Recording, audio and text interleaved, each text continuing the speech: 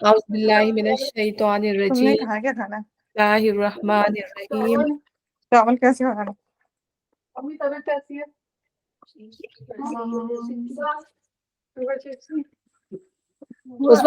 उस्मा mute कर दो। हाँ मैं राइट चढ़ गया। उस्मा म्यूट कर दो। अच्छा सॉरी, म्यूट नहीं है मेरा। अच्छा नहीं सॉरी। नहीं नहीं। ओके, एक मिनट हो नहीं रहा।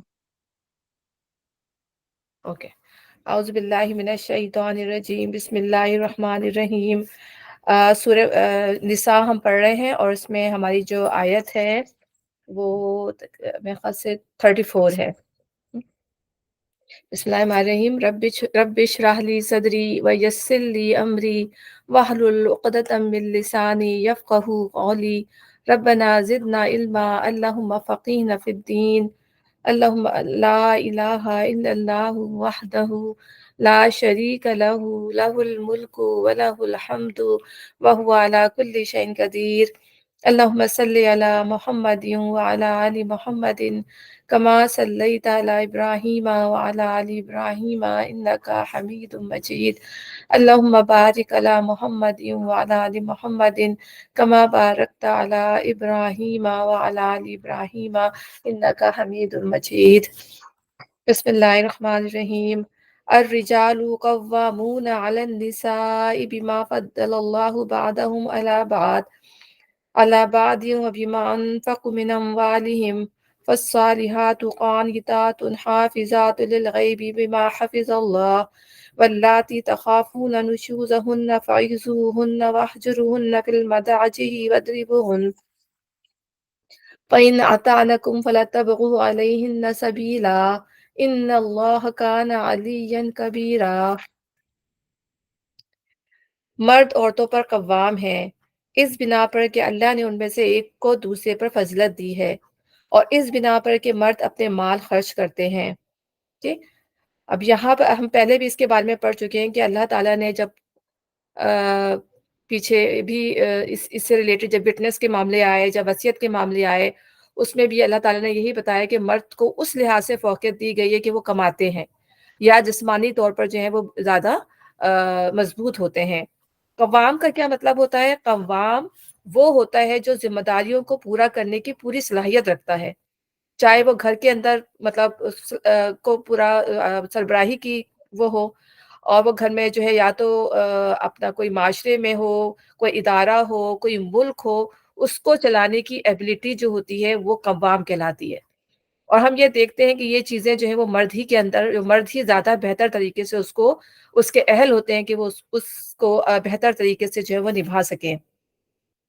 तो वैसे फ़ज़ीलत अगर देखा जाए फ़ज़ीलत जो ईमान के मामले में फ़ज़ीलत तो वही है जो बंदा जो है अपने अमल के ज़रिए अल्लाह ताला के यहाँ लेकर जाएगा। चाहे वो औरत हो, चाहे वो मर्द हो, अगर उन्होंने जो भी अपना कसब कमाया, अल्लाह कहता है जो कसब भी तुम कमाओगे तुम्हें उसका पूरा-पूरा बदला दिया जाएगा। तो दीन के मामले के लिहाज से मर्द और औरत बराबर हैं। यानी वो जो भी अमल करेंगे उसकी नाकदरी नहीं की जाएगी और वो पूरा-पूरा दिए जाएँगे। लेकिन दुनियावी मामलात हैं या रिलिजन से रिलेटेड ऐसे मामलात होते हैं जिसमें मर्द को जो फ़ौक़ियत अब ये हम ये भी देखते हैं कि नबूवत इमामत जो है वो मर्दों ही को दी गई क्योंकि वो इसके ज़्यादा अहल थे। क्योंकि हम देखते हैं कि जब अंबिया कराम आए और जब उन्होंने दावत फैलाई तो उन्हें कितनी ज़्यादा सब्र आज़माइशों से गुज़रना पड़ा।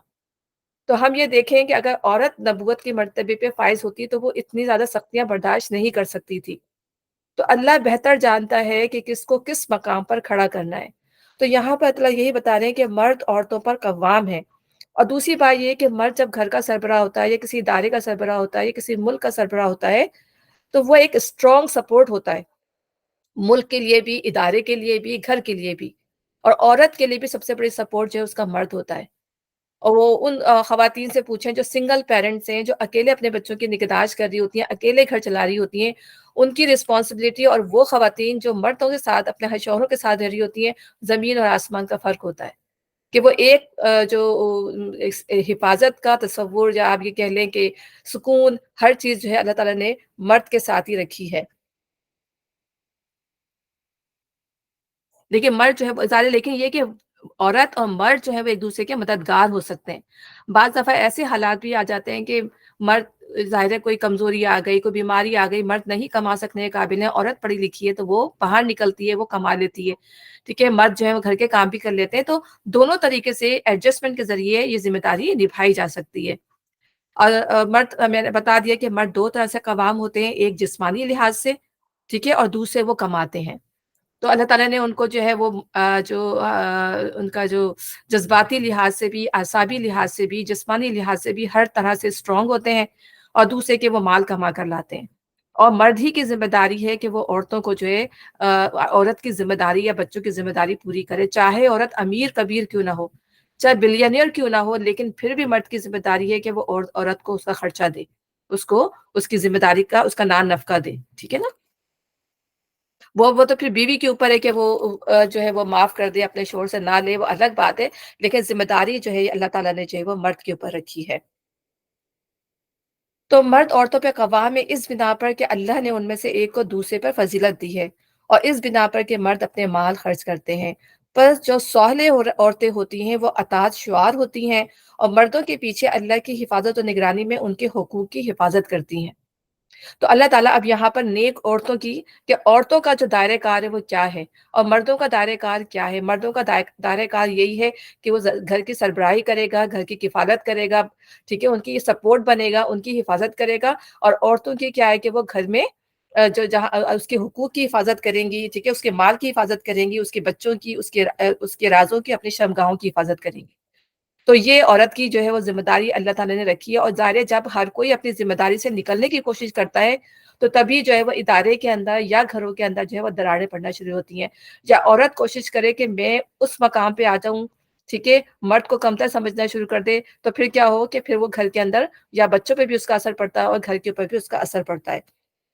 تو اللہ تعالیٰ نے یہاں دونوں کی جو ہے وہ دائرہ کار بتا دیے ہیں۔ اب یہاں پر نبی صلی اللہ علیہ وسلم نے فرمایا کہ 4 چیزیں جو ہیں وہ خوش بختی کی علامت ہوتی ہیں: نیک بیوی، کھلا گھر، نیک ہمسایہ، اور اچھی سواری۔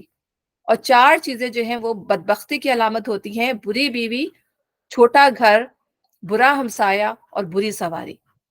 یعنی ہمارے نبی صلی اللہ علیہ وسلم نے جو ہمیں نصیحت کی، جو ہمیں باتیں بتائیں، ہم یہ دیکھتے ہیں کہ اس کے اندر کتنی زیادہ حکمت ہے، کہ ایک نیک بیوی، خود ہی انسان ہم یہ سوچتے ہیں کہ ایک نیک بیوی جو ہوگی، ہم بھی اگر اپنے آپ کو سامنے رکھیں، کیا ہمارے گھر کا ماحول کیسا ہے، ہم اس گھر کو کیسے چلاتے ہیں، ہم یہ خود جانتے ہیں۔ اگر ہمیں گھر کو اچھا لے کے چلنا ہے، صحیح طرح لے کے چلنا ہے، تو ہمیں جو اللہ تعالیٰ نے جو ہماری ذمہ داریاں دی ہیں، ہمیں اپنی ان ذمہ داریوں میں رہ کر جو ہے ان چیزوں کو پورا کرنا ہوگا۔ اور حدیث میں آتا ہے کہ نبی صلی اللہ علیہ وسلم نے فرمایا، بہترین بیوی وہ ہے کہ جب تم اسے دیکھو تو تمہارا جی خوش ہو جائے، جب تم اسے کسی بات کا حکم دو تو تمہاری اطاعت کرے، جب تم گھر میں نہ ہو تو وہ تمہارے پیچھے تمہارے مال کی اور اپنے نفس کی حفاظت کرے۔ یہ حدیث اس آیت کی بہترین تفسیر کرتی ہے، مگر یہ اچھی طرح سمجھ لینا چاہیے کہ عورت پر اپنے شوہر کی اطاعت سے اہم اور اقدام اپنے خالق کی اطاعت ہے۔ یعنی اگر شوہر اپنی بیوی کو کسی غلط چیز کا حکم دیتا ہے کہ تم حجاب نہ پہنو، تم اس طرح نہ رکھو، یہ غلط کاموں کا جو جس میں اللہ تعالیٰ کی نافرمانی ہو، اس پر بھی وہ عورت جو ہے وہ اس کا حکم نہ ماننے کی حقدار ہے۔ لہٰذا اگر کوئی شوہر خدا کی معصیت کا حکم دے یا خدا کی آیت کیے ہوئے کسی فرض سے باز رکھنے کی کوشش کرے تو اس کی اطاعت سے انکار کر دینا عورت کا فرض ہے۔ اس صورت میں اگر وہ اس کی اطاعت کرے گی تو گناہ گار ہوگی۔ فرض نماز نہ پڑھے، نماز کی پڑھ رہی ہو یا اس طرح کی کوئی بھی چیز، ٹھیک ہے نا، فرض اللہ تعالیٰ نے جو فرائض کیے اگر اس سے روکے تو پھر اس میں وہ اگر وہ منع کر دے گی تو وہ گناہ گار نہیں ہوگی۔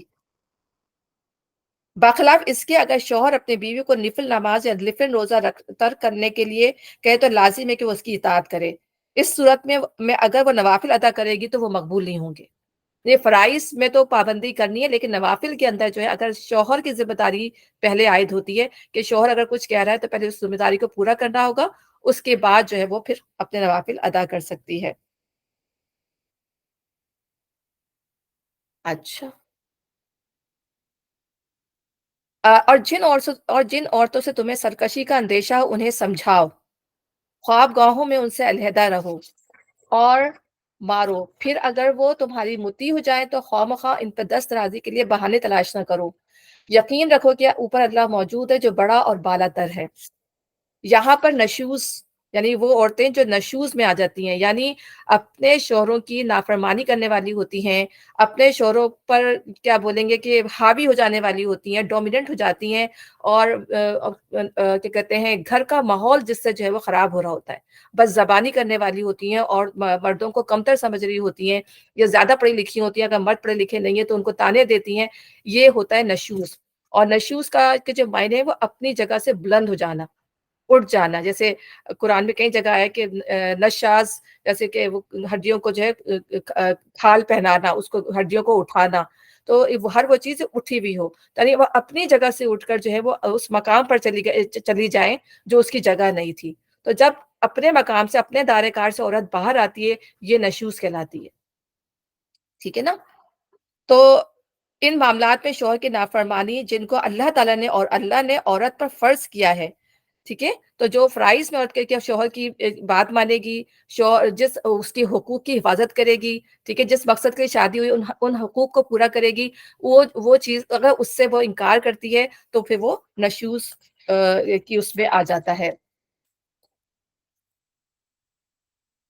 اور پھر اس کے بارے میں یہ بھی ہے کہ اور حدیث میں ہے کہ جب مرد عورت کو بستر پر بلائے اور بیوی انکار کر دے بغیر کسی وجہ کے، تو اللہ اس سے جو ہے وہ ناراض ہو جاتا ہے جب تک وہ اپنے شوہر کو خوش نہ کر دے، اور اس پر فرشتے جو ہیں وہ رات بھر لعنت کرتے رہتے ہیں جب تک کہ اس کا شوہر اس سے ناراض رہے. تو یہ تمام چیزیں ظاہر ہے اللہ تعالیٰ یہ احکام ہمیں کیوں دے رہے ہیں؟ اللہ تعالیٰ نے ہمیں کہا ہے کہ اپنے گھر کو بنا کے رکھنا ہے، کیونکہ ظاہر یہ چیزیں جو ہے پھر جب عورت اپنے حق سے یا مرد اپنے حقوق سے آگے بڑھ جاتا ہے تو پھر کیا ہوتا ہے کہ پھر جب یہ معاشرے کے اندر یا گھر، سب سے پہلے تو گھر ہی ٹوٹتے ہیں، اور پھر گھر ٹوٹنے کے بعد ظاہر بات ہے کہ آہستہ آہستہ پھر اگر معاشرے میں چیز آپ یہ دیکھیں، یا یہ چیز بہت زیادہ ہے امریکہ کے اندر یا نارتھ امریکہ میں یا پورے مغربی ممالک میں، کہ یہاں برابر کے اصولوں پہ کام ہوتا ہے، اور طلاقوں کا ریشو بھی یہاں بہت زیادہ ہے، بچوں کی اگنورینس یہاں بہت زیادہ ہے. میں تو اسکول جاتی ہوں، مجھے پتا ہے کہ کتنے بچے جو ہیں وہ آتے ہیں، وہ کوئی مام جب اپنے ڈیڈ کیا کہتے ہیں اسٹیپ ڈیڈ کے ساتھ بچے رہ رہے ہوتے ہیں، کس طرح کی ان کی شخصیتیں نکل رہی ہوتی ہیں. تو ظاہر ہے کہ جب برابری کے حقوق پر جب آ جاتے ہیں تو پھر لڑائیاں بھی ہوتی ہیں، تمہیں یہ کرنا ہے، میرے برابر سے کرنا ہے. تو جب ایک دوسرے کے حقوق کا خیال کر لیں گے، یا اپنے اپنے دائرے کار میں رہیں گے، تو کبھی بھی وہ سمجھ لیں گے کہ ہاں یہ مرد گھر کا سربراہ، اس کی جو ذمہ داری ہے وہ اس کو پورا کرنا چاہیے، اور جو عورت کی ذمہ داری ہے وہ اس کو پورا کرنا چاہیے. اب نہ صرف یہ چیزیں، عورت کا جو نشوز ہوتا ہے یا عورت کی جو نافرمانی ہے اپنے ہسبینڈ کے ساتھ، یہ چیزیں جو ہیں وہ گھر کے لیے، بچوں کے لیے، رشتے داروں کے لیے تکلیف کا باعث ہوتی ہیں. پورا خاندان اس سے متاثر ہو رہا ہوتا ہے، ایک صرف گھر متاثر نہیں ہوتا، بچے بھی متاثر ہوتے ہیں، اور ظاہر چھوٹی چھوٹی باتوں پر لڑائی جھگڑے ہوتے ہیں، ٹھیک ہے نا، بد زبانی ہوتی ہے، بدتمیزی ہوتی ہے. اب یہ ہوتا ہے کہ اب اب جیسے مرد جو ہے وہ قوام ہے گھر کا، ٹھیک ہے، اب عورت جو ہے اس ذمہ داری کو نہیں نبھا رہی، گھر کی حالت بری ہے، گھر برا پڑا ہوا ہے، کھانا وقت پہ نہیں پک رہا، ٹھیک ہے نا، عورت تھکا، مرد جو ہے تھکا آ رہا ہے گھر سے آ رہا ہے، اور عورت کچھ بھی نہیں کر رہی، وہ اپنے دوستوں میں نکل گئی، گھوم رہی ہے، پھر رہی ہے، لیکن جو بچوں کا خیال نہیں رکھ رہی. تو ان تمام چیزوں پہ ظاہر ہے مرد پھر ناراض ہوتا ہے. تو اللہ تعالیٰ اسی بات پہ، اب یہ تمام چیزیں بتانے کا مقصد یہ ہے کہ انہی چیزوں کے اوپر یا غلط کاموں میں پڑ جائے، یا غلط چیزوں میں انوالو ہو جائے عورت جا کے، تو ان تمام چیزوں میں جب وہ مرد کی بات نہیں مانتی، اس پر بھی اللہ تعالیٰ نے کہا ہے کہ پھر اس کو سمجھاؤ، اس کو پیار سے سمجھاؤ، ٹھیک ہے نا، اس کو ایسی نصیحت کرو جو دل میں اتر جائے. واز کا مطلب ہوتا ہے ایسی نصیحت جو دل کے اندر اتر جائے. ایسے نہیں کہ زبردستی جو ہے ڈانٹ ڈانٹ کے سمجھا رہے ہیں، اور اس کو مطلب ظاہر ہے کہ جب اس طرح سمجھایا جائے گا تو نصیحت تو کبھی بھی نہیں ہوتی گی. تو پہلے اللہ تعالیٰ نے پہلا اسٹیپ جو ہے عورت کو سمجھانے کا، اگر وہ نہیں سمجھ رہی ہے، گھر اس سے متاثر ہو رہا ہے، تو پھر یہ کہ اس کو پیار سے سمجھانا چاہیے، ٹھیک ہے. اور اگر وہ سمجھ جاتی ہے، صحیح ہے، کئی دفعہ سمجھائیں. اس کے بعد جو ہے اللہ تعالیٰ نے دوسرا اسٹیپ رکھا ہے کہ پھر خواب گاہوں میں ان سے علیحدہ رہو، یعنی پھر بستر علیحدہ کر لیا جائے. لیکن یہ کہ ایسی چیزیں تو پھر بچوں کے سامنے نہیں، کہ بچے کا اس پہ افیکٹ نہیں ہونا چاہیے. مرد اگر بات چیت بند کر دیتا ہے عورت سے، تو پھر عورت ظاہر ہے ایک حد تک تو برداشت کرے گی، پھر برداشت نہیں کرے گی کہ مرد نے بات چیت بند کر دی، کسی معاملے میں جو ہے وہ ہیلپ نہیں کر رہا، تو ہو سکتا ہے کہ وہ واپس آ جائے. اور پھر اس کے باوجود بھی، سمجھانے کے باوجود بھی، بستر الگ کرنے کے باوجود بھی اگر عورت نہیں سمجھتی، تو پھر حکم دیا گیا ہے کہ اس کو پھر ہلکی سی مار مارو. یہ بھی نہیں کہ ایسا مارو کہ یہ کہ اس کو جو ہے اس کی ہڈی پسلی توڑ دو یا اس کے جسم پہ نشان پڑ جائے. اس کا کہا جاتا ہے کہ اس کے منہ پہ نہ مارو. اور حضرت ابن عباس سے کسی نے پوچھا تو انہوں نے کہا کہ ایسے جیسے ایک مسواک ماری جاتی ہے، اس طرح مارو، ٹھیک ہے نا. تو یعنی وہ بد زبانی سے باز نہیں آ رہی عورت، تو پھر اگر وہ تمہاری مطیع ہو جائیں تو خواہ مخواہ ان پہ دست درازی کے لیے بہانے تلاش نہ کرو، یعنی اگر وہ تمہاری بات مان لیتی ہیں، بعض دفعہ ایسے بھی ہوتا ہے کہ پھر اگر فرض کریں کہ سسرال کا معاملہ ہے اور والدین بھی گھر میں رہ رہے ہوتے ہیں، تو بعض عورتیں جو ہوتی ہیں دھیان نہیں دے رہی ہوتی، ماں باپ کی رسپیکٹ نہیں کر رہی ہوتی، اور شوہر یہ چاہتا ہے کہ وہ جو میری بیوی جو ہے میرے گھر والوں کی رسپیکٹ کرے، میرے ماں کی، میرے باپ کی رسپیکٹ کرے، لیکن وہ نہیں کرتی ہے، وہ بدتمیزی پہ اتر آتی ہے، تو یہ بھی نشوز میں آتا ہے، کیونکہ مرد جو ہے وہ قوام ہے، مرد اس کی بھی کفالت کر رہا ہے، مرد اپنے گھر والوں، اپنے ماں باپ کی بھی کفالت کر رہا ہے، اگر وہ رسپانسبلٹی پوری نہیں کرتی ہے تو بھی جو ہے وہ مرد کی ذمہ داری ہے کہ وہ پھر مصالحت کی کوشش کرے، اس طرح سے سمجھائے دونوں کو، ماں کو بھی اور بیوی کو بھی، کہ وہ دونوں کے درمیان جو ہے وہ ایک نیوٹرل وہ رہے، ایسا نہ ہو کہ وہ بیوی جو ہے زیادہ اس بیوی کی طرف جھک جائے، ماں بیٹھی رہ جائے، یا ایسا نہ ہو کہ صرف ماں کی طرف آ جائے اور بیوی بیٹھی رہ جائے، ٹھیک ہے، تو دونوں طرف جو ہے وہ بیلنس لے کے ان معاملات کو چلنا ہے۔ بعض دفعہ جو ہے مرد اس نوبت تک مرد بھی آ جاتے ہیں، مرد کی بھی یہاں پہ وہ ہوتی ہے کہ وہ عورت کو بجائے سمجھانے کے عورتوں کو جو ہے برا بھلا کہنا شروع کر دیتے ہیں، انہیں گالیاں بکنا شروع کر دیتے ہیں، تو یہ چیز بھی ہے۔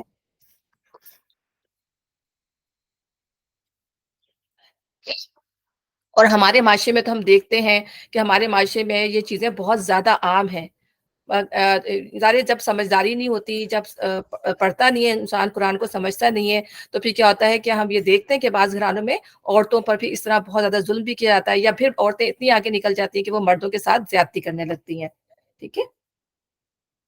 اچھا، تو اللہ تعالیٰ یہی بتا رہا ہے کہ دونوں معاملات کو بالکل اچھے طریقے سے لے کے چلنا ہے، تو خواہ مخواہ ان پہ دست درازی کے لیے بہانے، وہ سمجھ جاتی ہے، وہ صحیح ہو جاتی ہے، تو پھر تمہیں کوئی رائٹ نہیں ہے کہ تم اس کو تنگ کرو۔ یقین رکھو کہ اوپر اللہ موجود ہے جو بڑا اور بالا تر ہے، یعنی اللہ تعالیٰ ہر چیز کو دیکھ رہا ہے، اور اگر تم لوگوں کو کہیں میاں اور بیوی کے تعلقات بگڑ جانے کا اندیشہ ہو تو ایک حکم مرد کے رشتہ داروں میں سے اور ایک عورت کے رشتہ داروں میں سے مقرر کرو، وہ دونوں اصلاح کرنا چاہیں گے تو اللہ ان کے درمیان موافقت کی صورت نکال دے گا، اللہ سب کچھ جانتا ہے اور باخبر ہے، ٹھیک ہے نا۔ اب یہ انسان جو اب معاملہ ایسا آ گیا کہ پھر اب نہیں بن رہی، مرد نے یہ سارے سٹیپ کر کے دیکھ لی، اس کے باوجود بھی جو ہے وہ عورت جو ہے وہ نہیں سمجھ رہی، اور مرد بھی نہیں سمجھ رہا، عورت بھی نہیں سمجھ رہی، تو پھر اگر ان کے درمیان نہیں بنتی تو پھر کہا ہے کہ مصالحت کے لیے جو ہے ان کے درمیان ایک حاکم مقرر کر دو، چاہے وہ عورتوں کے اس میں سے ہو، طرف سے ہو، یا مرد کی طرف سے ہو، کوئی ایک حاکم، اور حاکم کون ہونا چاہیے؟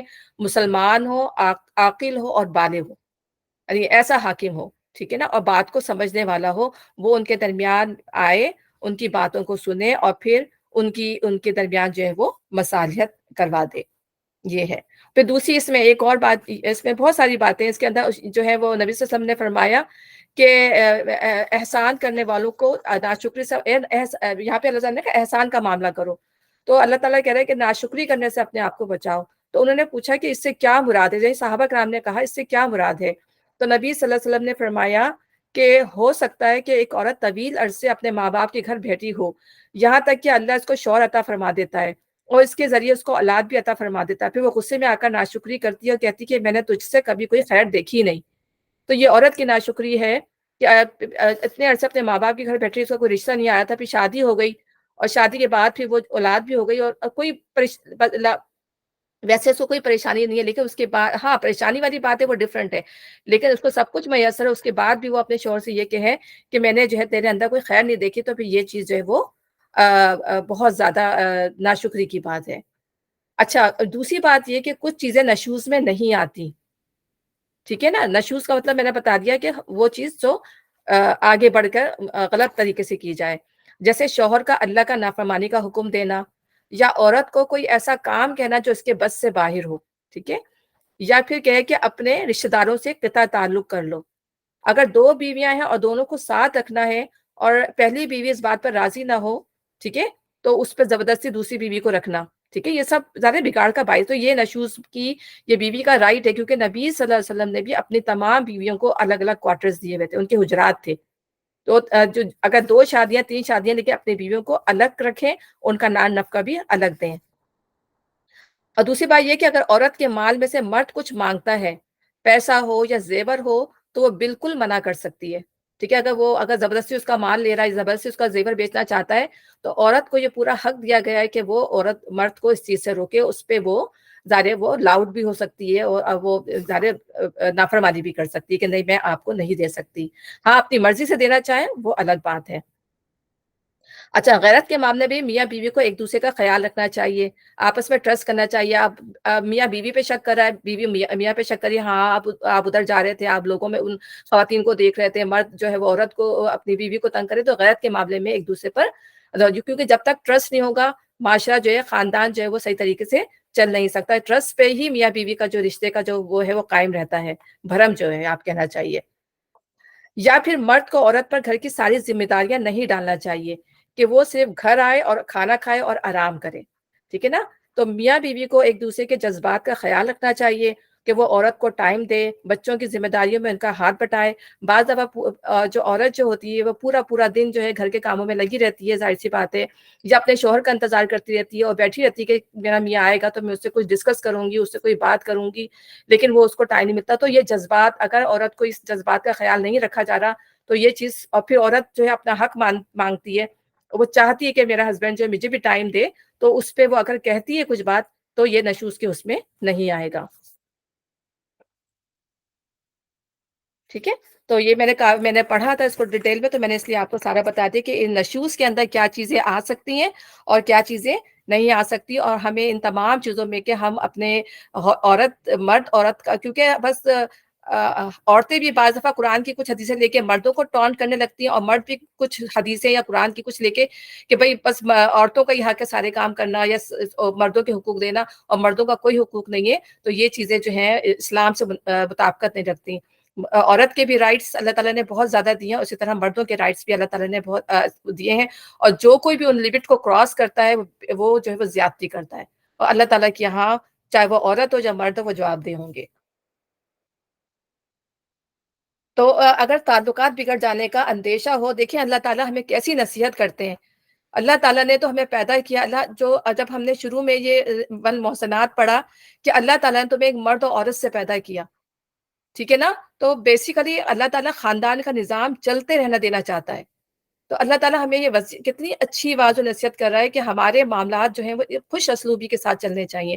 اس کے باوجود بھی بعض دفعہ ایسے حالات پیدا ہو جاتے ہیں کہ جو چیزیں جو ہوتی ہیں وہ سپریشن کی طرف چلی جاتی ہیں. جب سپریشن کی طرف چلی جاتی ہیں تو اللہ تعالیٰ فرما رہے ہیں کہ ایک حکم مرد کے رشتے داروں میں سے اور ایک عورت کے رشتے داروں میں سے مقرر کرو. وہ دونوں اصلاح کرنا چاہیں گے تو اللہ ان کے درمیان موافقت کی صورت نکال دے گا. یعنی ان کے دل میں سچائی ہوگی، وہ آپس میں رہنا چاہتے ہوں گے. ٹھیک ہے. تو اللہ تعالیٰ بھی ان کے لیے راستے پیدا کرے گا. لیکن جب دلوں میں گنجائش ہی نہیں ہوگی تو پھر ظاہر ہے جب انسان اس کے لیے دعا نہیں کرے گا، اس کے لیے دل میں جذبہ نہیں رکھے گا، تو پھر لامحالہ چیزیں سپریشن کی طرف جائیں گی. کیونکہ اللہ سب کچھ جانتا اور باخبر ہے. اللہ تعالیٰ انسان کے سارے معاملات کو دیکھ رہا ہے، تو اللہ تعالیٰ اسی کے لحاظ سے پھر فیصلہ کرتے ہیں. تو یہ پورے خاندان سے جب یہ سورہ نساء، اللہ نبی صلی اللہ علیہ وسلم نے فرمایا تھا کہ اپنی خواتین کو سورہ نساء سکھایا کرو، سورہ نور سکھایا کرو، مردوں کو بھی. تو خاص طور پہ تاکید ہے کہ اس میں تمام قوانین جو ہے وہ مرد اور عورت سے ریلیٹڈ ہیں اور ہمارے معاشرے سے ریلیٹڈ ہیں. اس میں ہمارے معاشرے کا تزکیہ ہو رہا ہے، تطہیر ہو رہی ہے. ٹھیک ہے. اور تم سب اب یہاں پہ اللہ تعالیٰ نے اب ہمیں وہ تمام حقوق و فرائض بتائے ہیں جو ایک انسان کے اوپر لازم ہوتے ہیں. یعنی ایک مسلمان کے اوپر جو ہے کن چیزوں کو پورا کرنا، اللہ کے حقوق کو بھی اور بندوں کے حقوق کو بھی جو ہے وہ پورا کرنا ہے. تو انہیں سب سے پہلا حق جو ہے، اور تم سب مل کر اللہ کی بندگی کرو اور اس کے ساتھ کسی کو شریک نہ بناؤ. تو سب سے پہلا حق جو ہے مسلمان کی حیثیت سے، انسان کی حیثیت سے ہمارے اوپر جو ہے وہ اللہ تعالیٰ کی عبادت کرنا ہے. خالص عبادت، یعنی اس کے ساتھ کسی کو شریک نہیں کرنا وہ عبادت میں. ٹھیک ہے. اس کی صفات میں، اس کی ربوبیت میں، اس کی اسماء و صفات میں کسی کو بھی شریک نہ ٹھہرایا جائے. یہ ہے اللہ تعالیٰ کی خالص عبادت، اس کو ماننا. اور شرک جو ہے وہ دو طرح کے ہوتے ہیں، شرک اکبر اور شرک اصغر. ٹھیک ہے. تو جیسے اللہ کی الوہیت، یعنی اللہ کے نام کے ساتھ یا اللہ تعالیٰ کی ذات میں کسی کو شریک ٹھہرا دیا جائے، اللہ تعالیٰ کی ربوبیت میں کسی کو شریک ٹھہرا دیا جائے، اللہ کے نام کی طرح دوسروں کے نام رکھ دیے جائیں. ٹھیک ہے. یہ شرک انسان کو، یہ جو شرک اکبر ہوتا ہے، یہ شرک انسان کو ملت سے خارج کر دیتا ہے. تو ٹھیک ہے. وہ پھر مسلمان نہیں رہتا. جیسے غیر اللہ سے دعا مانگنا، ٹھیک ہے، ان کی نام کی قربانی کرنا، ان کے احکام ماننا. جیسے اب غوث اعظم عبد القادر جیلانی کا نام غوث اعظم کیا ہے؟ سب سے بڑا دعاؤں کو سننے والا. تو ہم دیکھیں کہ ہم نے اپنے ہی جیسے انسانوں کو یہ نام دیے ہوئے. اور فریاد رسی کرنے والی کس کی ذات ہے؟ فریاد رسی کرنے والی صرف اور صرف اللہ کی ذات ہے. تو ایسے نام دوسروں کو دے دینا جو اللہ کے لیے جو ہے وہ سوٹیبل ہے، صرف اللہ ہی کے لیے جو ہے وہ ہے، اور ہم جو ہے وہ دوسروں کو پکارتے ہیں ان ناموں سے. اچھا، اللہ کی محبت سے زیادہ بڑھ کے کسی اور سے محبت کرنا، ٹھیک ہے نا، اللہ سے بڑھ کے کسی کو چاہنا، اللہ سے زیادہ کسی کا خوف کرنا، یعنی اللہ سے بڑھ کر بھی کسی کا خوف کرے تو بھی یہ شرک میں آتا ہے. اللہ کے سوا کسی اور پر بھروسہ کرنا، ٹھیک ہے. اللہ عالم الغیب ہے، اور دوسروں کو بھی اللہ تعالیٰ کے ساتھ عالم الغیب سمجھنا، یہ تمام جو ہے شرک اکبر میں آ جاتے ہیں. اچھا، شرک اصغر کیا ہے؟ یہ وہ شرک ہے جس سے انسان ملت اسلامیہ سے خارج نہیں ہوتا، لیکن اس کا ایمان خطر میں پڑ جاتا ہے. جیسے غیر اللہ کی قسم کھا لینا، ٹھیک ہے نا، بدشگونی لینا مختلف قسم کی، یہ اس سے یہ ہوا تو یہ ہو جائے گا، یہ اس نے یہ کیا تو یہ ہو جائے گا، تو یہ بدشگونی لینا. اور پھر ریاکاری کرنا، دکھاوا کرنا، شو بازی کرنا. تو ریاکاری جو ہے وہ شرک خفی ہے، یعنی آپ کو نہیں پتا ہوتا انسان کے دل میں کیا ہے. اب فرض کرو ایک بندے نے جو ہے بہت اچھا خوبصورت لباس پہنا ہوا، اس کی انٹینشن، یا وہ خرچ کر رہا ہے بہت پیسے، لیکن اس کی انٹینشن ڈفرینٹ ہے. اور ایک شخص اسی طرح کا ہے لیکن اس کی انٹینشن جو وہ اللہ کے لیے خرچ کر رہا ہے، وہ اچھی طرح نظر آنا چاہتا ہے لیکن اس کی انٹینشن نہیں ہے. تو دونوں کی اس میں انٹینشنز میں فرق ہوگا. تو یہ ریاکاری جب شرک خفی ہے، تو یہ اس کی ہم کہیں نا اللہ تعالیٰ علیم اور خبیر ہے، اللہ جانتا ہے کہ انسان کے دل کے اندر جو ہے وہ کیا ہے چھپا ہوا.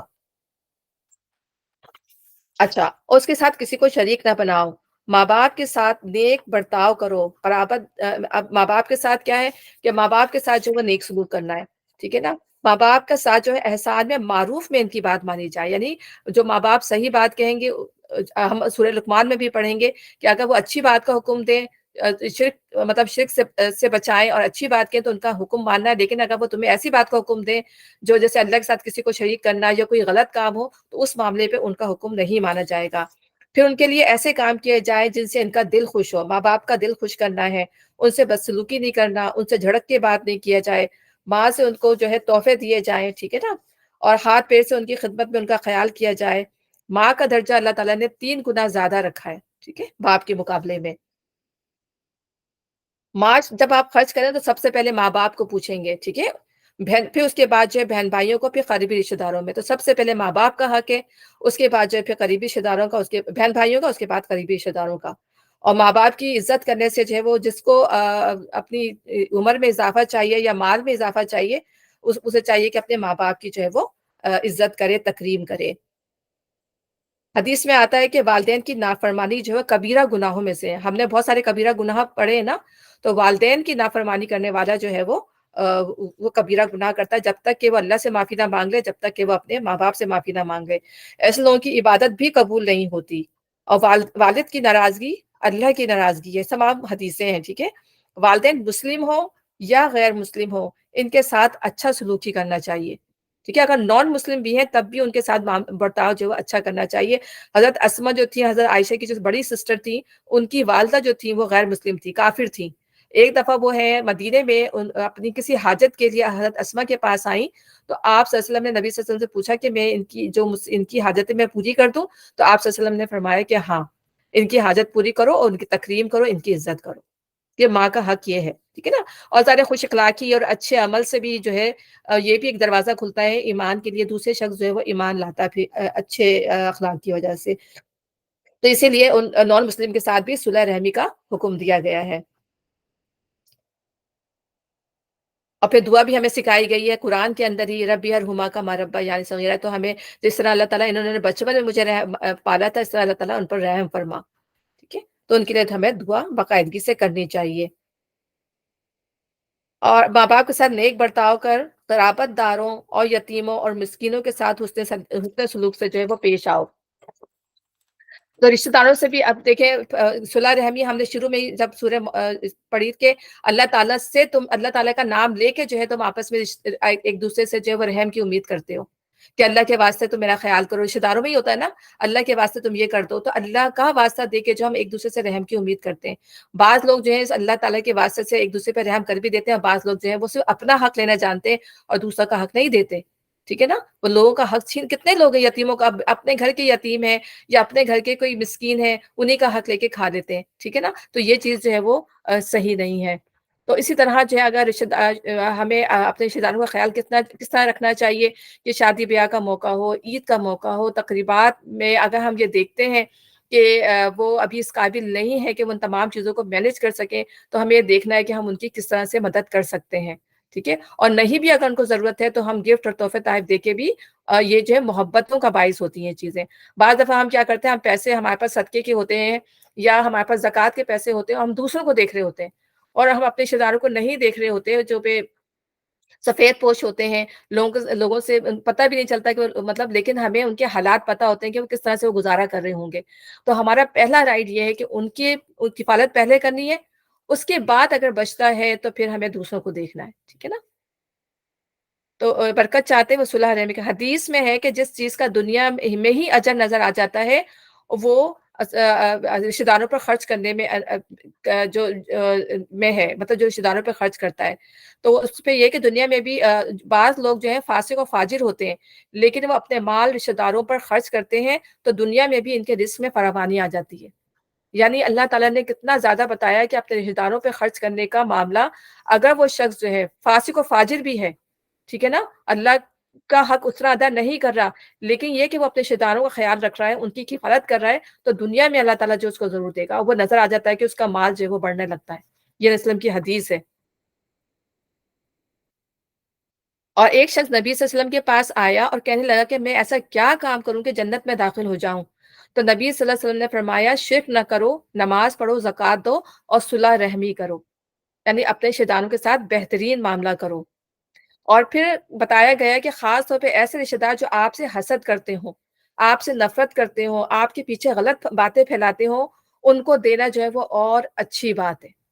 اب دیکھیں اللہ تعالیٰ ہمیں ایسی باتیں بتا رہا ہے جو ہمارے لیے کتنی مشکل ہے، ہمارے لیے کرنا کتنا ہے، اور یہی اللہ تعالیٰ کہتے ہیں یہ دشوار گزار گھاٹی ہے، یعنی ان چیزوں کو جو ہمارے لیے مطلب برے جذبات رکھتا ہے تو ہمارا تو دل کبھی بھی نہ چاہے ان سے بات کرنے کا۔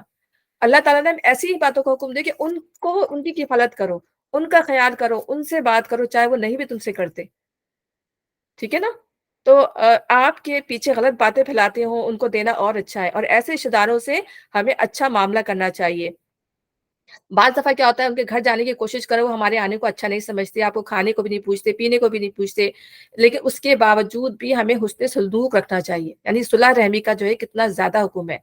یہ ایسی چیزیں ہیں جن میں بہت صبر کی ضرورت ہوتی ہے، اور ہم سورہ نور میں جب پڑھیں گے کہ جب حضرت عائشہ کے اوپر جو ہے وہ اسکینڈل بنا تھا ان کا سورہ نور میں، تو ان کے اپنے ہی رشتہ دار جن کی حضرت ابو بکر کفالت کیا کرتے تھے، انہوں نے وہ بھی اس میں شامل تھے اس اسکینڈل کے اندر، مطلب، تو جب حضرت ابو بکر کو پتہ چلا تو انہوں نے کہا اب میں ان کی کفالت نہیں کروں گا۔ غصہ آگے سارے میری بیٹی کے معاملات میں اتنا غلط اسکینڈل میں یہ انوالو ہے کہ انہوں نے باتوں کو پھیلایا، آگے جا کے افواہیں پھیلائی ہیں، تو لیکن اللہ تعالیٰ نے فوراً تنبیہ کر دی کہ جو لوگ جو ہیں اللہ تعالیٰ کو جو ہے وہ جو غریبوں کو، مسکینوں کو دیتے ہیں، وہ یہ نہ سمجھ بیٹھے کہ وہ جو ہے وہ مطلب وہ فارغ ہو گئے ہیں، وہ منع کرتے ہیں۔ اللہ نے جب ان کو معاف کر دیا، کیونکہ اللہ نے ان کو معاف کر دیا تھا، ان کی سزا تھی، قذف کی سزا ہوتی ہے، تو سزا کے بعد جو تھی ان کی معافی تھی، تو جب اللہ نے معافی کر دیا تو آپ لوگ جو ہیں اب آپ کون ہوتے ہیں کہ آپ اس کو معاف نہ کریں؟ تو جب حضرت ابو بکر نے یہ حکم سنا تھا تو انہوں نے ان کی کفالت اور بڑھا دی تھی۔ آپ یہ دیکھیں کہ سمینا و اطانا، ہم نے سنا اور ہم نے اطاعت کی۔ تو ایسے رشتہ دار جن سے آپ کو حسد، نفرت اور آپ بدسلوکی کا اندیشہ، ان سے اچھا معاملہ کرنا اصل میں یہی سب سے بڑی وفاداری اور وہی سب سے مشکل کام ہے، بہت مشکل کام ہے۔ بے شک اللہ تعالیٰ جس کے ظرف بہت بڑا ہوتا ہے وہی یہ کام کر سکتا ہے۔ اور ایک شخص نبی صلی اللہ علیہ وسلم کے پاس آیا اور کہا کہ میرے کچھ رشتہ دار ہیں، میں ان سے تعلق جوڑتا ہوں، وہ مجھ سے تعلق توڑتے ہیں، میں ان سے بردباری کرتا ہوں، وہ مجھ سے بد اخلاقی کرتے ہیں۔ نبی صلی اللہ علیہ وسلم نے فرمایا کہ اگر واقعی ایسا ہے جیسا تو نے کہا تو تو نے ان کو جلتی راکھ کھلا دی، اور جب تک تو ایسا کرتا رہے گا ایک مددگار ان کی طرف سے اللہ تعالیٰ تمہارے لیے پیدا کر دے گا، ٹھیک ہے، جو تمہاری مدد کرتا رہے گا۔ تو یعنی تم اپنے اندر حوصلہ پاتے رہو گے، تم مطلب ان کی اتنی بدتمیزی کے باوجود بھی تم احسان کا رویہ اختیار کرو گے، کیونکہ اللہ تعالیٰ ہمیں بار بار کہتا ہے کہ احسان کا رویہ اختیار کرو۔ تو احسان کیا ہے؟ یعنی بدلے سے بڑھ کر دینا، جو اچھا نہ بھی کرے تب بھی ہمیں اچھا کرنا ہے، یہ چیز احسان ہے۔ تو پھر اللہ تعالیٰ خود مددگار جو ہے ہمارے لیے پیدا کر دیتا ہے، ہمیں صبر اور ہمیں حوصلہ عطا فرما دیتا ہے، کیونکہ انسان یہ سوچ کر یہ کام کر رہا ہوتا ہے کہ ہم اللہ تعالیٰ کے لیے کر رہے ہیں، ہم کسی اور کے لیے نہیں کر رہے۔ قرابت داروں، یتیموں، پھر قرابت داروں کا معاملہ ہوگا، یتیم اور مسکینوں کے ساتھ حسن سلوک سے پیش آؤ، ٹھیک ہے نا؟ تو یتیموں اور مسکینوں کے ساتھ بھی معاملہ ایسا ہی ہوتا ہے کہ ظاہر ہے جب ہم ان کو یتیم سمجھتے ہیں، ہم ان کو مسکین سمجھتے ہیں، تو ہم ان کو کوئی اہمیت نہیں دیتے، ٹھیک ہے نا؟ پیسہ دے دے گا بندہ، سب کچھ ان کو خیرات بھی کر دے گا، صدقہ بھی دے، سب کچھ، لیکن کیا ہے ہمارا طرز عمل، ہمارا جو اس نے معاشرت ہے ان کے ساتھ اچھا نہیں ہوتا، ہم ان کو جھڑکتے بھی، ان کے ساتھ بدتمیزی بھی کر لیں گے، جاؤ جاؤ جاؤ پھر کبھی آ جانا، یعنی ہمارے بات چیت کا انداز یا ان کے ساتھ رہنے کا انداز جو ہے ہمارا ڈفرینٹ ہو جاتا ہے۔ تو اللہ تعالیٰ یہاں پہ بہت اس سے بتا رہا ہے کہ حسن سلوک سے پیش آؤ، اچھی طرح ان کے ساتھ معاملہ کرو ہر معاملے میں، اور پڑوسی رشتے دار سے، اجنبی ہمسائے سے، پہلو کے ساتھی سے اور مسافر سے، اور ان لونڈی غلاموں سے جو تمہارے قبضے میں ہو، احسان کا معاملہ رکھو۔ کتنے، یعنی آپ دیکھیں کہ ہمارا ان سب سے انٹریکشن رہتا ہے، ہمارے گھر میں جو ہے غلام وہ بھی کام کرنے والے بھی آتے ہیں، تو ہم یہ دیکھیں گے ہمارا معاملہ ان کے ساتھ کیا ہے، ٹھیک ہے نا؟ ہم ان کے ساتھ بدتمیزی سے پیش آ رہے ہیں، ٹھیک ہے؟ ان کے ساتھ کیا معاملہ ہے؟ مسکین کوئی ہمارے گھر مانگنے آ رہا ہے تو ہمارا اس کے ساتھ کیا معاملہ ہے؟ کوئی یتیم ہمارے ساتھ گھر میں رہ رہا ہے تو ہمارا اس کے ساتھ کیا معاملہ ہے، ٹھیک ہے؟ اور رشتہ یہ کیا کہتے ہیں، پڑوسی رشتہ دار کا حق بہت زیادہ ہے، یعنی ایک پڑوسی ہے اور ایک رشتہ دار پڑوسی ہے، تو ہمارا جو پہلا حق جو ہوگا رشتہ دار پڑوسی کا ہوگا دوسرے پڑوسی کے مقابلے میں، ٹھیک ہے نا؟ اس کا حق زیادہ ہوگا۔ پھر اس کے بعد اجنبی ہمسائے سے، یعنی اجنبی ہمسایہ کون ہوتا ہے کہ جو وقتی طور پہ آپ کا ہمسایہ بن جائے، یعنی بازار چلتے پہ یا آپ کا سفر کرتے ہوئے ایک ہمسایہ بن جاتا ہے نا، آپ کے ساتھ بیٹھ جاتا ہے، آپ سے بات چیت ہو جاتی ہے چلتے پھرتے، اس کا خیال کرنا، اس سے حسن سلوک سے پیش آنا ہے۔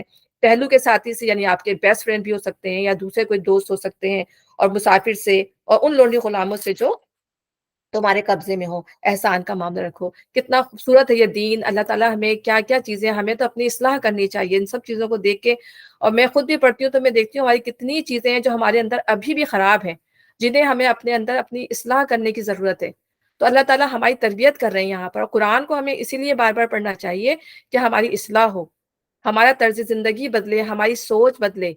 اور اللہ تعالیٰ کہہ رہے ہیں تم ایک دوسرے سے ہو، اللہ تعالیٰ نے تمام انسانوں کو برابر بنایا ہے، یہ ہم ہی ہے کہ کسی کو کمتر اور کسی کو زیادہ اپنے اس میں کر لیتے ہیں۔ ہم ان لوگوں کے ساتھ بہت اچھا معاملہ کرتے ہیں جو ہمارے برابر کے ہوتے ہیں، لیکن جو ہم سے کمتر ہوتے ہیں ان کے ساتھ ہمارا معاملہ ٹوٹلی ڈفرنٹ۔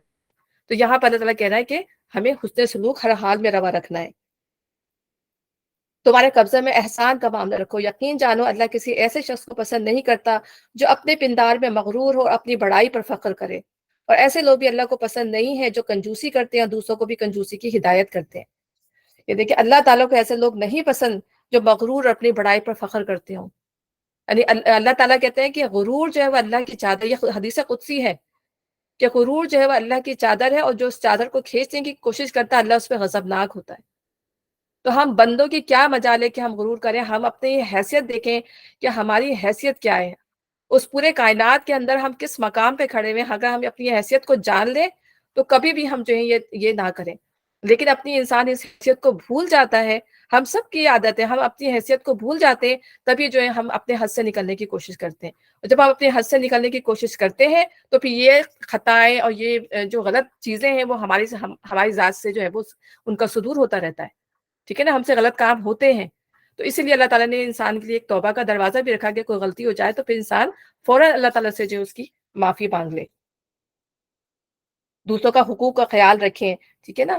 اچھا، اس میں بھی میں نے اس کے بارے میں لکھا تھا،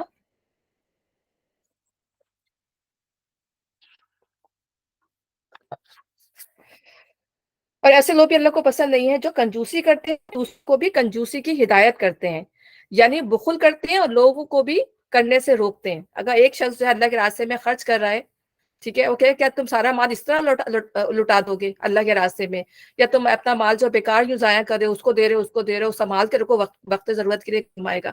تو انسان ایک تو خود بھی رک رہا ہے اور پھر دوسروں کو بھی روک رہا ہے۔ پھر اس میں وہ چیزیں بھی آ جاتی ہیں کہ مہمان نوازی سے بندہ اپنے آپ کو روک لے، لوگوں کا جائز حق ادا نہ کرے، اخلاقی طور پہ بھی انسان جو ہے وہ بخیلی کر رہا ہوتا ہے، کیا اس نے ہمیں سلام نہیں کیا تو ہم اس کو سلام کیوں کریں، اس نے ہمیں اگنور کیا، ہم بھی اس کو اگنور کریں گے، ٹھیک ہے نا؟ اس نے ہمارے ساتھ بدتمیزی کی تو ہم بھی اس کے ساتھ بدتمیزی کریں۔ تو یہ بھی ہمارے نفس کی بخیلی ہے کہ ہم برابری کی سطح پر آ کر چاہیے، بلکہ ہم زیادہ ہی کرنے کی کوشش کرتے ہیں کہ اس نے ہمارے ساتھ ایسا کیوں کیا، ہم بھی ایسے کریں گے، ٹھیک ہے نا؟ تو تو یہ عملی بخیلی ہے، یعنی فعلی بخیلی ہے کہ اللہ کی نعمت کے آثار. دوسری والی چیز میں بھی بتاتی ہوں کہ جب اللہ قرآن میں ہے کہ بے شک انسان جو ہے وہ تھڑلا پیدا کیا گیا ہے، جب اسے تکلیف پہنچتی ہے تو گھبرا اٹھتا ہے، اور جب اسے مال ملتا ہے تو بخیل ہو جاتا ہے. کتنی اللہ تعالیٰ نے جو ہے انسان کی نیچر کو اللہ تعالیٰ جانتا ہے، تو اللہ تعالیٰ بتا رہا ہے کہ ویکنیسز ہے نا انسان کے اندر. تو جب اس کو اللہ تعالیٰ نعمتوں سے کرتا ہے تو فوراً نعمتیں آ کے جو پھول جاتا ہے، انسان بخیل بن جاتا ہے، وہ کہتا ہے یہ میرا مال میرا مال. ٹھیک ہے. حدیث میں ہے کہ بدترین انسان وہ ہے جو بے صبرہ اور بخیل ہے. اور پہلی بخل کیا ہوتا ہے کہ اللہ کی نعمت کے آثار اس پر نظر نہ آتے ہوں. مال بہت ہو لیکن لوگوں کے سامنے جو فقیر بن کے آتا ہو. ٹھیک ہے نا. کہ قولی بخل کیا ہے، بخیل کیا ہے کہ ہونے کے باوجود روتے رہنا کہ میرے پاس تو کچھ نہیں، مہنگائی بہت ہو گئی ہے، یہ اس کو خرچ کرنا مشکل ہو گیا ہے، میں کیسے صدقہ نکالوں، میں کیسے خیرات نکالوں، مجھے تو اپنی ذات پہ خرچ کرنا مشکل ہو رہا ہے. حالانکہ ہونے کے باوجود انسان اگر ایسی ناشکری کی بات کرے تو وہ جو ہے قولی بخل میں آ جاتا ہے. ٹھیک ہے نا. ہاں جس کے پاس نہیں ہے وہ الگ بات ہے، لیکن جس کے پاس یہ ہے وہ اس طرح کی باتیں کر کے اپنے نفس سے اس طرح ظاہر کرتا ہے. اس لیے اللہ کی نعمتوں کا تذکرہ کرنا چاہیے. یہ بھی اللہ کی نعمتوں کا اعتراف ہوتا ہے کہ جب اللہ تعالیٰ نے آپ کو کوئی نعمت دی ہے تو اس پہ اللہ کا شکر ادا کرنا چاہیے اور اس کا اعتراف کرنا چاہیے کہ ہاں اللہ تعالیٰ نے مجھے اس نعمت سے نوازا ہے، یہ اللہ کا بہت کرم ہے، نہ کہ روتے رہنا. نبی صلی اللہ علیہ وسلم نے فرمایا کہ جو لوگوں کا شکریہ ادا نہیں کرتا وہ اللہ کا شکریہ ادا نہیں کرتا. تو جب انسان کو عادت ہی نہیں ہوگی شکریہ ادا کرنے کی تو پھر وہ اللہ کا شکر ادا کیسے کرے گا. نعمت کا ذکر کرنا اور فخر کرنا دونوں میں فرق ہے. ٹھیک ہے نا.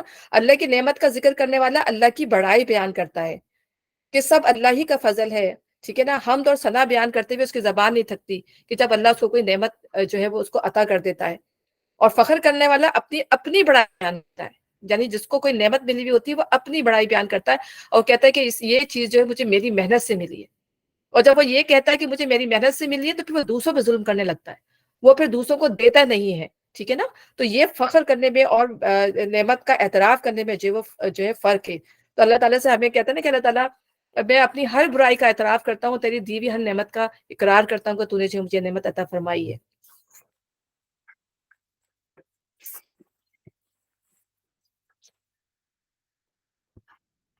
اچھا. اور جو کچھ اللہ نے اپنے فضل سے انہیں دیا اسے چھپاتے ہیں. ایسے کافر نعمت لوگوں کے لیے ہم نے رسوا کن عذاب مہیا کر رکھا ہے. یعنی مسلمان ہو کر بھی جو ہے یہ ایسی حرکتیں کریں گے، اللہ تعالیٰ کہہ رہے ہیں ان کے لیے بھی عذاب ہے. یہ ایسی بری عادتیں ہیں جو پورے معاشرے کو جو ہے ختم کر کے رکھ دیتی ہیں، گھر کے اندر بگاڑ کا باعث بنتی ہے، پھر آہستہ آہستہ معاشرے کے اندر کا بگاڑ بنتی ہے. اور وہ لوگ بھی اللہ کو ناپسند ہیں جو اپنے مال محض لوگوں کو دھا کے خرچ کرتے ہیں، نہ اللہ پر ایمان رکھتے ہیں نہ روز آخر پر ایمان رکھتے ہیں. بیسیکلی یہ آیات جو یہودیوں اور منافقین کے بارے میں نازل ہوئی تھی، لیکن ہم یہ جانتے ہیں کہ اللہ تعالیٰ نے بار بار یہاں پہ یہودیوں اور منافقین کا ذکر کیوں کیا ہے، کیونکہ ہم جو ہے وہ امت مسلمہ ہیں اور ہمیں اب ان کی پیروی نہیں کرنی.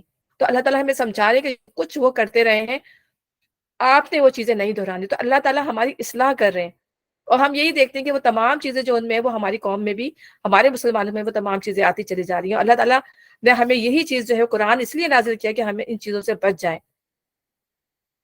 تو جو مال محض لوگوں کو دکھانے کے لیے خرچ کرتے ہیں اور در حقیقت اللہ پہ روز آخر پر ایمان رکھتے ہیں.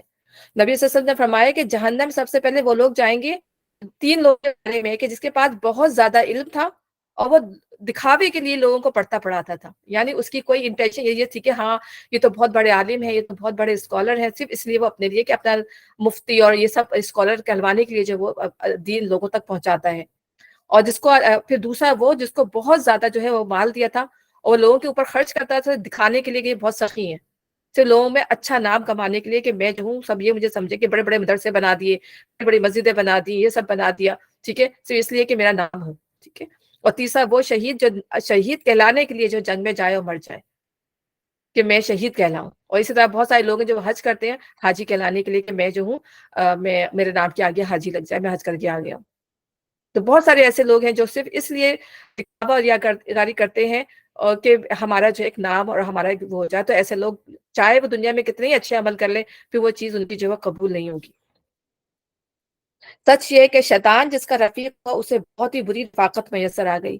تو یہ تمام برائیاں کس سے سرزد ہوتی ہیں؟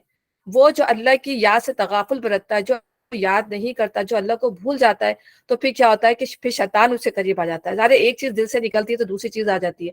تو جب شیطان جو ہے وہ جن بھی ہے, انسانوں میں سے بھی ہے, تو ایسے لوگ, ایسے دوست انسان کے پیچھے لگ جاتے ہیں, ایسے دوست بن جاتے ہیں جو خوب خوب جو ہے وہ برائیوں پہ اکساتے ہیں.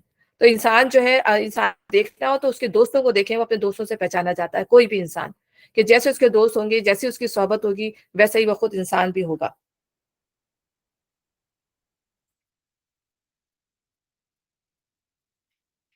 آخری لوگوں پر کیا آفت آ جاتی اگر یہ اللہ روز آخر پر ایمان رکھتے اور جو کچھ اللہ نے دیا اس میں سے خرچ کرتے.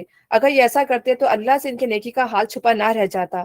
اللہ کسی پہ ذرہ برابر ظلم نہیں کرتا. اگر کوئی ایک نیکی کرے تو اللہ اسے دو چند کرتا ہے, پھر اپنی طرف سے بڑا اجر عطا فرماتا ہے. پھر سوچو کہ اس وقت یہ کیا کریں گے.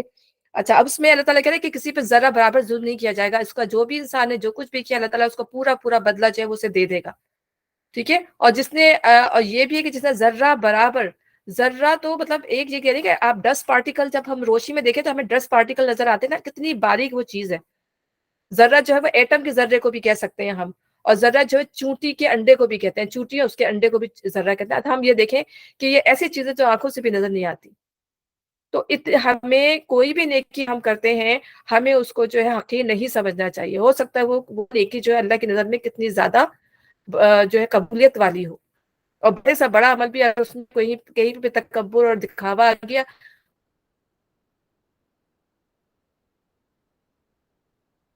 وہ پورا بڑا سے بڑا عمل بھی جو ہے وہ ضائع ہو گیا.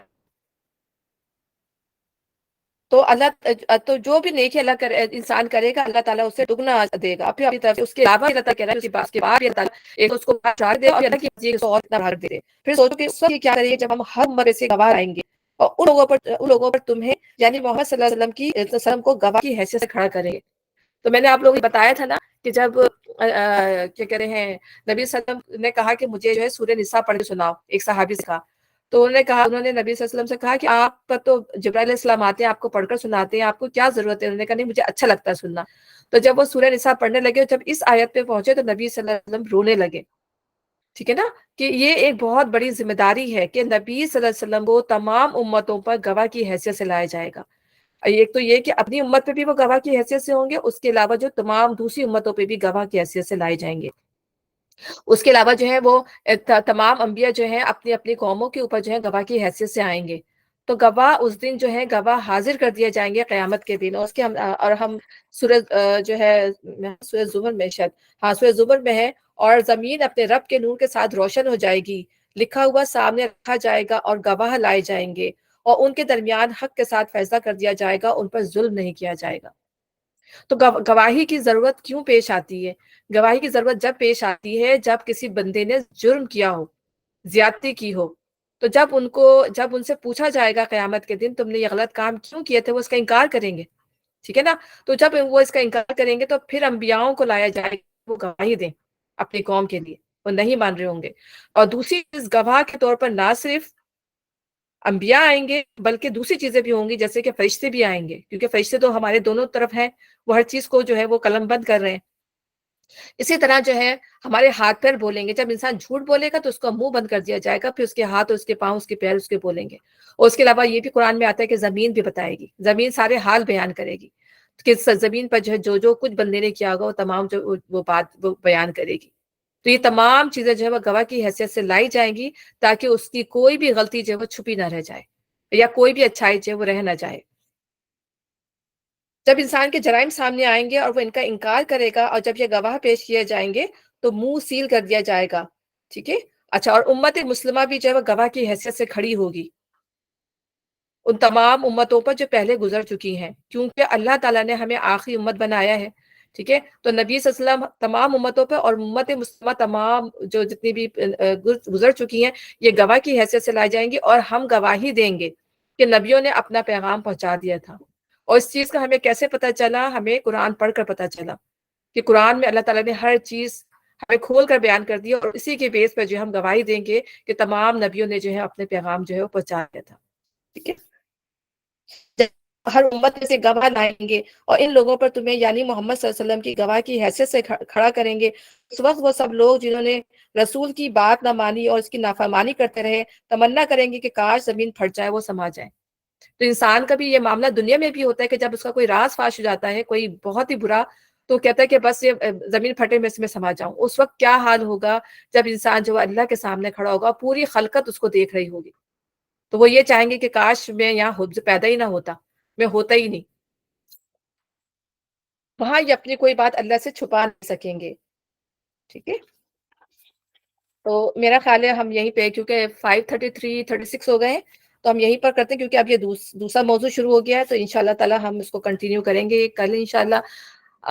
لیکن آپ لوگ مجھے بتا دیں کہ آپ کو جو ہے وہ کون سا ٹائم جو ہے وہ سوٹیبل ہے تو میں اسی لحاظ سے پھر کیونکہ آج لوگ جو ہیں آج سے نہیں آئے, کم ہیں, تو میں چاہ رہی تھی کہ آپ لوگ مجھے بتا دیں کہ کون سا صبح کا ٹائم پاسبل سوٹیبل ہے تو میں صبح کے ٹائم پہ ہی کر لوں نا 10 بجے.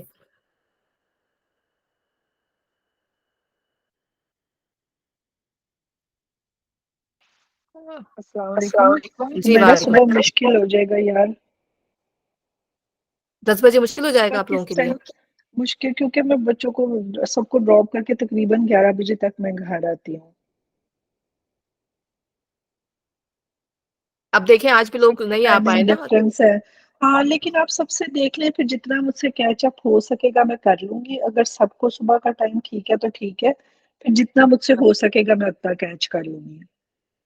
چلیں دیکھ تو لیتے ہیں آپ نا. جس میں جو زیادہ لوگوں کے لیے جو ٹائم اوکے آپ وہی ٹائم رکھ لیں. چلیں میں پھر دیکھتی ہوں اب یہ کہ آپ کس لیے صوفیہ آپ کیا ٹائم کے لیے؟ اچھا چلے دیکھ لیتے ہیں پھر. میں تو اس گروپ لیے کے کہتی کہ گروپ پہ سب لوگ میسج ڈال دیں جس کو کون سا ٹائم اوکے ہے, جو بھی سب کے لیے زیادہ جس میں جو کل میں نے زیادہ ڈالا لوگوں تھا کے لیے حالانکہ اوکے میں آپ نے وہ اس لیے ٹائم. ڈالا تھا کہ سب مجھے بتا دیں ٹائم نا. میں نے کل ڈالا تھا تو بہت زیادہ رسپانس نہیں کیا کسی نے. پھر میں نے خود ہی یہ ٹائم ڈال دیا تھا کہ تو مجھے زیادہ مطلب میرے خیال سے لوگ جو کمفرٹیبل کافی لوگ آ رہے تھے ماشاء اللہ. زیادہ تر لوگ تھے وہ صبح کے لیے کمفرٹیبل زیادہ تھے. مجھ سے جن لوگوں نے ابھی بھی بات کی تو وہ یہی کہہ رہے ہیں کہ صبح کا ٹائم جو ہمارے لیے زیادہ سوٹیبل ہے. آپ پھر پاکستان جو زیادہ لوگوں کے لیے سوٹیبل ہے آپ وہ ٹائم رکھیں تو انشاءاللہ I will try my کیونکہ best to مجھے بھی catch شام up کا as time much as I can. مجھے بیسیکلی اگر آپ دیکھیں تو مجھے شام کا ہی ٹائم زیادہ اچھا لگ رہا تھا. اپنے ذاتی طور پہ میں بتاؤں کہ میں کمفرٹیبل تھی. ہاں جی تو بات اتنی ایمرجنسی ہوتی ہے, ظاہر سی بات ہے کہ اٹھے بندہ ظاہر ہے سحری کے بعد سوتا ہے. تو یہی میں یہ کہہ رہی جی تھی. لیکن یہ کہ سب کے لیے اگر آسانی ہے تو پھر وہی دیکھنا پڑے گا کہ سب جو ہے وہ آسانی سے تو دیکھ لیتے ہیں انشاءاللہ. پھر کل میں صبح کر کے دیکھتی ہوں انشاءاللہ. کل تو ویسے ہی ویکینڈ ہے, کل صبح کر بس کے گروپ دیکھتی پہ ہوں. ٹائم ڈال دیں جیسے بھی ہو, وہ گروپ پہ ڈال دیں جو بھی ٹائم آپ چاہ رہی ہیں. ٹھیک ہے انشاءاللہ انشاءاللہ انشاءاللہ. ہاں جی صبح تو ویکینڈ ہے سنڈے ہے کل کی تو کوئی بات نہیں, جو بھی ٹائم ہوگا تو پھر آپ دیکھ لیں جو سوٹ کرتا ہے